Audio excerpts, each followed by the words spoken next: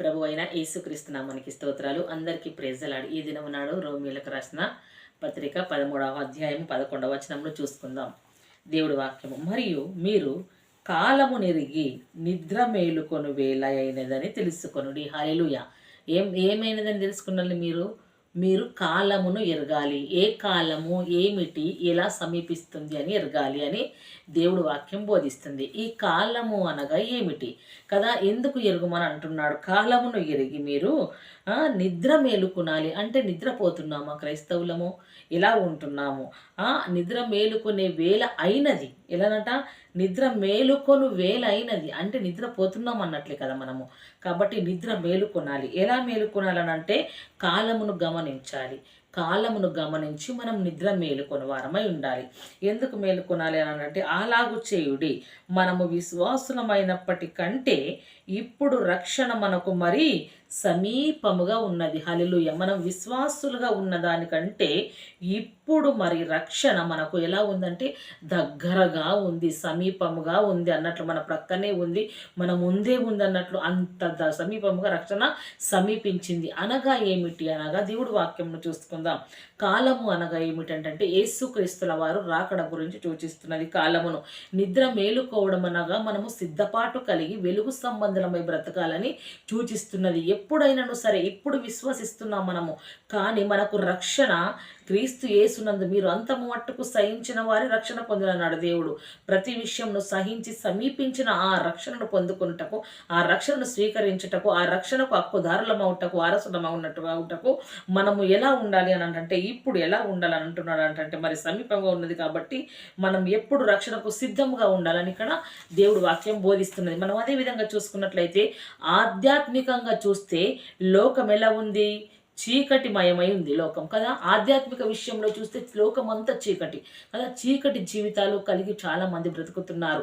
ఎందుకంటే వ్యభిచారము, అత్యాచారము, దొంగతనము, అబద్ధము, మోసము, కీడు, అసూయ, ప్రతి విధమైన చీకటి లోకంలో, చీకటి కార్యక్రమాల మధ్యలో లోకం ఉంది. కానీ క్రైస్తవులమైన మనము వెలిగించబడుతున్న మీదట ఎలా ఉండాలంటే వెలుగు సంబంధుల వలె ఉండాలి. ఎలా వెలిగించబడాలంటే క్రీస్తు వాక్యము చేత, ప్రార్థన చేత, దేవుని యొక్క ఆత్మ చేత మనము అలా వెలిగించబడి ఉండాలి. వెలిగించబడుతున్నప్పుడు మనం అన్ని దేవునికి నచ్చిన కార్యక్రమాలు చేయాలి. ఎలా చేయాలంటే దేవుని చిత్తమును మనం గైకొంటూ దేవుని ఇష్టానుసారమైన బ్రతికితే గనక ఆయన కార్యం నెరవేర్చే వారమై ఉంటున్నాం మనం ఇక్కడ. అదేవిధంగా చూసుకున్నట్లయితే చీకటి మయమై ఉంది కాబట్టి యోహాను సువార్త 3వ అధ్యాయము 19-20 వచనాలు మనం ఇక్కడ చూసుకుందాం. దేవుడు వాక్యమును మనం ఇలా చూసుకుందాం. ఆ తీర్పు ఇదే, వెలుగు లోకములోనికి వచ్చెను గాని తమ క్రియలు చెడ్డవైనందున మనుష్యులు వెలుగును ప్రేమింపక చీకటిని ప్రేమించిరి. ఎలానట? వెలుగు ఎక్కడికి వచ్చిందట? ఆ తీర్పు ఇదే. ఏ తీర్పు? వెలుగు లోకంలోనికి వచ్చింది. ఆ వెలుగు ఎవరు? యేసుక్రీస్తుల వారు లోకములోనికి వచ్చారు. ఆయననే వెలుగై ఉన్నాడు కాబట్టి ఆయన మనల్ని వెలిగించాడు. వెలిగించినప్పుడు మనం వెలుగు సంబంధులుగా బ్రతుకుతున్నామా, క్రీస్తు సంబంధిగా బ్రతుకుచున్నామా, లేదంటే పాత జీవితము, పాపపు జీవితము, శాపపు జీవితంలో మనము తృణీకరించబడిన జీవితంలో, ఐగుప్తు జీవితంలో జీవించిన ఎడల మనము ఎలా చీకటిలో బ్రతికిన వారమై ఉంటున్నాం. ఇక్కడ వాక్యం తేటగా చెప్తున్నది. తమ క్రియలు చెడ్డవైనందున మనుష్యులు వెలుగును ప్రేమింపక చీకటిని ప్రేమించారంట కదా. తన క్రియలు లోకంలో చెడ్డమైనందున మనుషులు వెలుగును ప్రేమింపలేరంట, అంటే చీకటినే ప్రేమించారు. ఎందుకు క్రియలు చెడ్డవయ్యాయంటే వెలుగు వారిలో లేదు. దేవుని యొక్క ఆధ్యాత్మిక విషయంలో దేవుని సంబంధమైన క్రియలు, దేవుని సంబంధమైన కార్యములు, దేవుని వెలుగు వారి లోపల లేదు. ఆ వాక్యపు వెలుగు కింద వారు లేరు, దేవుని మహిమ కింద వారు లేరు, దేవుని ఆధ్యాత్మిక జీవితమును వారు అనుసరించలేరు. కాబట్టి వారు వెలుగులో లేరు. అలా ఆధ్యాత్మిక జీవితమును మనం అనుసరించినట్లయితే, క్రీస్తును అనుసరించినట్లయితే, క్రీస్తును మన హృదయంలోకి చేర్చుకున్నప్పుడు మనం వెలిగించబడతాము. వెలిగించబడినప్పుడు పరసంబంధమైన అంటే పరలోక సంబంధమైన కార్యములు ఈ భూమి మీద మనము జరిగిస్తాం. అన్ని మంచి కార్యములు జరిగిస్తాం. కాబట్టి యేసుక్రీస్తుల వారిని ప్రేమిస్తాం. మనం ఇక్కడ ఎలా వాక్యం తేటగా బయలుపరుస్తుందంటే చీకటినే ప్రేమిస్తున్నారు, వెలుగును ప్రేమింపక చీకటినే ప్రేమిస్తున్నారు. వారి క్రియలు చెడ్డవైనందున. ఎలా క్రియలు చెడ్డవైపోయాయంటే చీకటితో కూడుకున్నారు కదా. చీకటిలో జరిగే ప్రతి కార్యక్రమము చెడ్డదై ఉంటుంది. రహస్యం జరుగుతున్న ప్రతిదీ పాపమై ఉంటుంది. ఎలా అనగా చీకటిలో ఎవరు చూడరని చేసే కార్యాలు చాలా ఉంటున్నాయి. అలా చెడు క్రియలు చాలా ఉంటున్నాయి. కాబట్టి చీకటిని ఎందుకు కోరుకున్నారు ఇక్కడ అంటే చీకటి నచ్చింది వారికి. ఎందుకు వెలుగు నచ్చలేదని అంటే వారికి వారు నశించపోయడానికి ఉన్నారు. కాబట్టి దేవుడు ఎప్పుడో లోకములోకి వెలుగు వచ్చింది.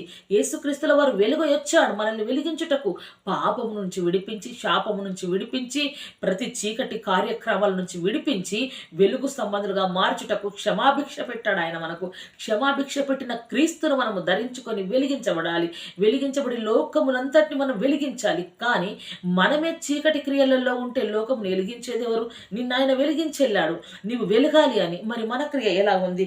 ఇలా అలా చూసుకున్నట్లయితే వారి క్రియను చెడ్డవై ఉన్నాయి. కాబట్టి వారి కార్యక్రమాలు, వారి ప్రవర్తన, వారి పరిస్థితి అంత దారుణమైన చీకటి కార్యక్రమాలు ఉంది. కాబట్టి వారు చీకటిని ప్రేమించారు. ఇక్కడ అంటున్నాడు, ఏమని అంటున్నాడు దేవుడు వాక్యము? దుష్కార్యము చేయు ప్రతివాడు వెలుగును ద్వేషించును, అసభ్యకరం అసభ్యసించే కార్యములు చేయవాడు.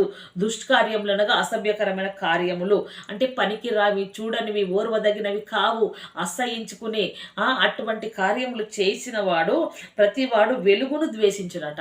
అంటే మనము దుష్కార్యములు చేసిన ఎడల, దేవుడికి అయిష్టమైన అసభ్యకరమైన ప్రవర్తన ప్రవర్తించిన ఎడల, మన ప్రవర్తన సరిగా లేని సమయాలలో మనం ఏమైపోతున్నాం అనంటే వెలుగును ద్వేషిస్తున్నాం. అంటే యేసుక్రీస్తుల వారిని ద్వేషిస్తున్నాం. అంటే జీవం పెట్టే జీవాధిపతిని మనం ద్వేషిస్తుండగా, దేవాది దేవుణ్ణి మనం ద్వేషిస్తుండగా మన బ్రతికెక్కడిది? మన లోపల వెలుగు ఎక్కడిది? కాబట్టి మనం ఎలా ఉండాలి అని అంటే క్రీస్తును అత్తుకునే వారమై, ఆశ్రయించే వారమై ఉండాలి. క్రీస్తు హృదయాన్ని మనం గెలుచుకునే వారమై ఉండాలి. క్రీస్తు మనసును మనం దోచుకునే వారమై ఉండాలి. వెలుగు సంబంధాలుగా ఉండాలి. ఆత్రత కలిగి ఉండాలి. తీవ్రత కలిగి ఉండాలి. కానీ మనం ఎలా ఉంటున్నాం? వెలుగును ద్వేషించిన ఎడల మనం బ్రతకలేము సహోదరులారా. యేసుక్రీస్తుల వారిని ప్రేమించాలి. యేసుక్రీస్తుతో నడవాలి. మనకు ఎన్ని సమస్యలు, శ్రమలు వచ్చినను సరే కాలమును ఎరిగి నిద్ర మేలుకోవాలి. మనము కాలమును ఎరిగి నిద్ర మేలుకున్న వారమై ఉండాలి. ఎలా అంటే మేలుకునే సమయం ఆసన్నమైంది. ఎందుకు ఆసన్నమైన? క్రీస్తు రాకడ సమీపిస్తుంది, ఆయన రెండవ రాకడ. కాబట్టి మనం వెలిగించబడిన పిప్పటనే ఆయనతో మనం ఎత్తబడతాం.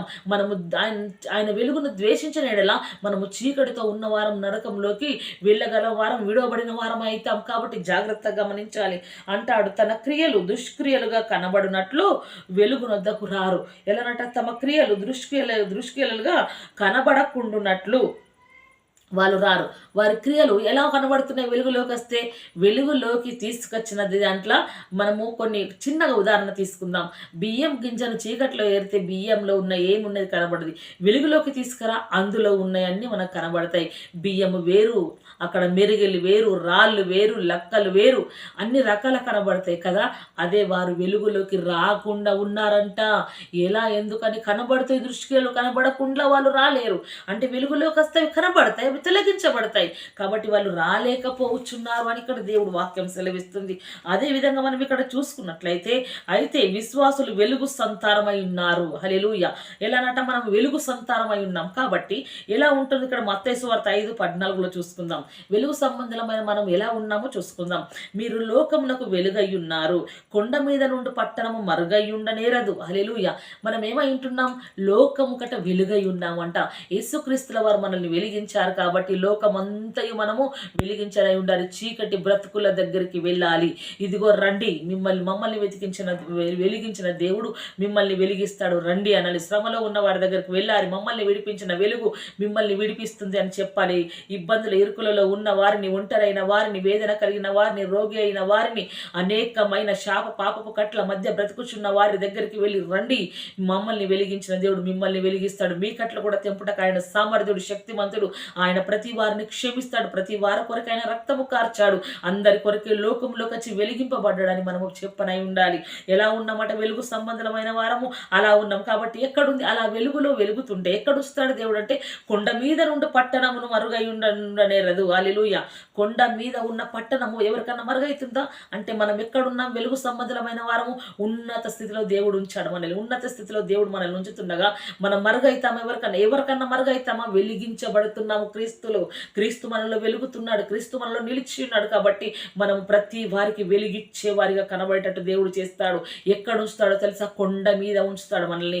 ఎందుకు? అనేకులకు కనబడేటట్టు, అనేకులకు ఈ వెలుగు కావాలి, అనేకులు ఈ వెలుగు ఆకర్షణకు రావాలి, అనేకులు ఈ వెలుగు కిందికి రావాలి, అనేకులు ఈ వెలుగులో చీకటిని తొలగించుకునాలి అని దేవుడు మనల్ని ఎక్కడ ఉంచుతాడో తెలుసా? కొండ మీద ఉంచుతాడంట.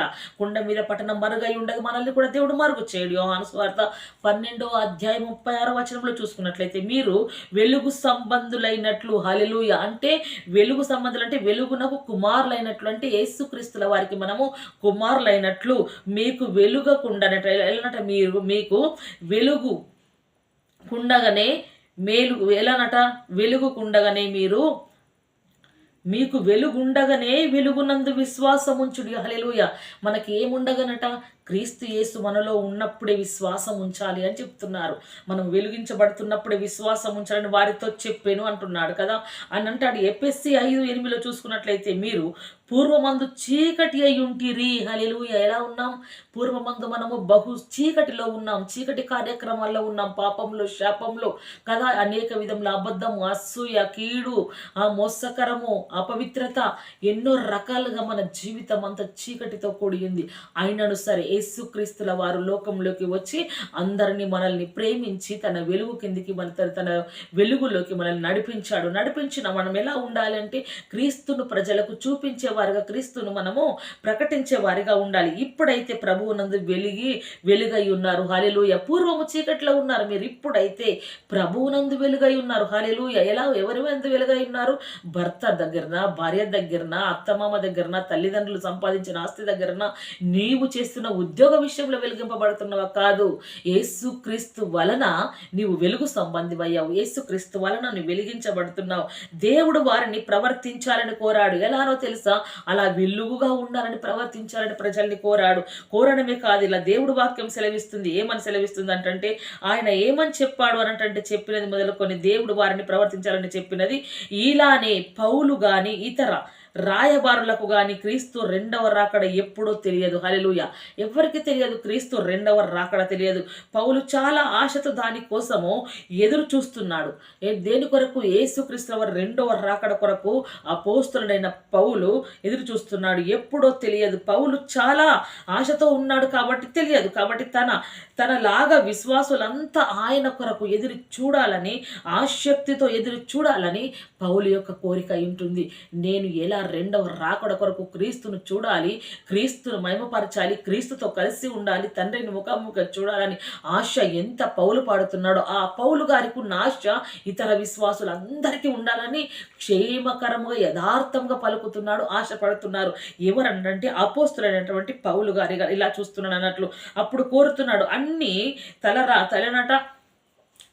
తరాల విశ్వాసులకు సరిపోయిన మాటలను ఎలా పవిత్ర ఆత్మతో పౌలు చేత ఎలానట?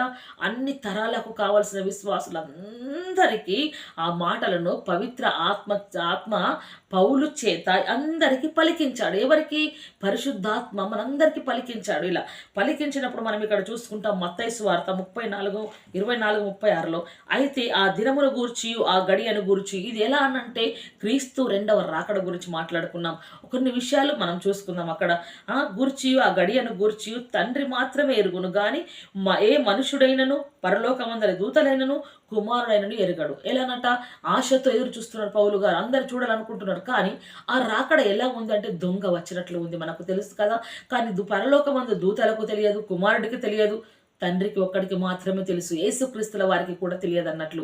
తండ్రి లోకంలోకి పంపే విషయంలో, లోకంలోకి వచ్చే రెండవ రాకడ విషయంలో అలా ఉంటున్నప్పుడు మనము కూడా ఎంత జాగ్రత్తగా ఉండాలి. అందుకే వాక్యం సెలవిచ్చింది, కాలము సమీపించి ఉన్నదని ఎరిగి మీరు మెలకువ కలిగి ఉండండి, మేలుకొని వేళ సమీపమై ఉన్నది మీకు. ఇప్పుడు మీరున్న విశ్వాసం బట్టి కాదు, ఇప్పుడు మీకు రక్షణ సమీపించి ఉన్నదని మొదట్లో మనం చూసుకున్నాం కదా. ఎలా? రోమ 13:11 చూసుకున్నాం అన్నమాట. అదేవిధంగా ఇక్కడ అంటున్నాడు, ఏమని అంటున్నాడంటే, పౌలు చేత అలా ఎరుగుదము కానీ ఎవడనూ ఎరగలు. కాబట్టి మత్తయి 24:42 చూసినట్లయితే, కావున ఏ దినమున మీ ప్రభువు వచ్చునో మీకు తెలియదు గనక, ఏ దినము వస్తాడో తెలియదు, ఏ క్షణం వస్తాడో తెలియదు గనక మెలకువగా నుండుడి. హల్లెలూయా. ఆ కాలమును గురించి మీకు తెలియదు. కాలము సమీపమై ఉన్నది కేవలము మీకు సమీపమై ఉన్నది రక్షణ, కానీ ఆ సమయము నీకు తెలియదు. సమీపమైంది కానీ ఆ సమయము నీకు తెలియదు. కాబట్టి నువ్వు ఎలా ఉండాలంటే మెలకువగా ఉండాలి. అంటే నిద్రపోతున్నాం అన్నట్లే కదా, నిద్రపోతున్నామనే కదా మనల్ని మెలకువగా ఉండాలి, కాలము సమీపించి ఉన్నదని మనకి ఇక్కడ బోధిస్తున్నారు. అదే విధంగా చూసుకున్నట్లయితే మత్తయి సువార్త 24:44లో మీరనుకొనని గడియలో మనుష్య కుమారుడు వచ్చును గనుకనే మీరు సిద్ధముగా నుండుడి. హల్లెలూయా. ఎలానట, మీరు అనుకొనని విషయం, అనుకొనని సమయంలో, అంటే మీరు అనుకున్నప్పుడు ఇప్పుడు వస్తాడంటే నువ్వు సిద్ధంగా ఉంటావు, అంటే మనం తెలియని సమయంలో వస్తున్నాడు, ఆయన వస్తాడు. కాబట్టి మనం సిద్ధంగా ఉండాలి. అంటే సిద్ధపాటు కలిగి పెళ్లికి వెళ్తున్నాము, DCM రెడీ అయ్యి అక్కడ ఉంది, ప్రజలందరూ వెళ్తుంటారు, మనం వెళ్ళాలి సమయానికంటే మనం ముందుకు తయారై కూర్చుంటాం. ఎందుకో తెలుసా, DCMలో ప్లేస్ దొరకదు మనకు. అందరు వెళ్ళిపోతే మనం పెళ్లికి వెళ్ళలేమని సిద్ధపాటు కలిగి ఉంటాం. ఇప్పుడు కూడా క్రీస్తు యేసుల వారు పెళ్లి కుమారుడుగా రానై ఉంటున్నాడు. సిద్ధపాటు కలిగి ఉండాలి. బుద్ధి కలవారి వై సిద్ధపాటు కలిగి వెలిగించుకున్నాలి. బుద్ధి గల కన్యకలు సిద్ధపాటు కలిగి సిద్ధలో నేను నింపుకొని వారు వెలిగించుకున్నారు. కాబట్టి మనము కూడా అదే విధంగా వెలిగించుకున్నాలి అన్నట్లు వెలిగించుకొని ఉండాలి. ఏమంటాడు, సిద్ధముగా నుండుడి. మనము ఇక్కడ మోక్ష మార్గం ఎలా చూసుకున్నట్లయితే, ఇక్కడ మోక్ష మార్గం 11వ వచనంలో చూసుకున్నాం కదా. మోక్ష మార్గంలో మనం చూసుకున్నట్లయితే విశ్వాసులకు ఉన్న విముక్తి రక్షణ మనకు పూర్తి అయ్యే సమయం అన్నట్లు. ఎలా మనకు మోక్ష మార్గం, పరలోక రాజ్యం ఇస్తున్నాడు, విశ్వాసులకు విముక్తి ఇస్తున్నాడు. ఆ రక్షణ ఎలానట, ఆ రక్షణ పూర్తి కావడం మనము ఇక్కడ చూసుకుంటున్నాం. అదే 1 పేతురు 1:9లో చూసుకున్నట్లయితే ఇక్కడ దేవుడు వాక్యం బోధిస్తుంది. మీరు ఆయనను చూడకపోయినను ఆయనను ప్రేమించుచున్నారు. హల్లెలూయా. ఏందట, మనం ఆయనను చూడలేము కానీ ఆయనను ప్రేమిస్తున్నాం. దేవుడి వాక్యం. ఇప్పుడు ఆయనను కన్నులారా చూడకయే విశ్వసించచ్చు. కన్నులారా చూడలేం, విశ్వాసం మాత్రం యేసుక్రీస్తుల వంది ఉంచాం. మీ విశ్వాసమునకు ఫలమును అనగా ఆత్మరక్షణను పొందుచు చెప్పన సఖ్యమును మహిమ యుక్తమునైన సంతోషము గలవారై ఆనందించుచున్నారు. హల్లెలూయా అని నేను అంటున్నాను. ఇక్కడ దేవుడు వాక్యం సెలవిస్తుంది. కాబట్టి సఖ్యము కానంత మహిమ మనము చూడబోతున్నాం. ఎప్పుడు, క్రీస్తుల వారి 2వ రాకడలో. అది ఎప్పుడు జరుగుతుందంటే, మనం ఇక్కడ దేవుడి విషయంలో మనము ఎలా ఉండాలంట, ఇక్కడ మీరు కాలముని ఎరిగి నిద్ర మేలుకొనాలి. నిద్రపోకూడదు, సిద్ధపాటు కలిగి ఉండాలి. కాలంను ఎరిగి నిద్ర మేలుకుని వేళ అయినదని తెలుసుకొని అలాగా చేయాలి మనం కదా. కాబట్టి దేవుడు వెలిగించిన ఈ వెలుగును మనం ఎప్పుడు వెలిగించుకొని బ్రతుకున్నట్టు దేవుడు మన కృప అనుగ్రహించును గాక. ఈ ఆధ్యాత్మిక జీవితంలో మనకు దేవుడు వాక్యం మన జీవితాల్లో ఫలింపజేసి అభివృద్ధి కలిగించును గాక. Praise the lord. ఆమేన్.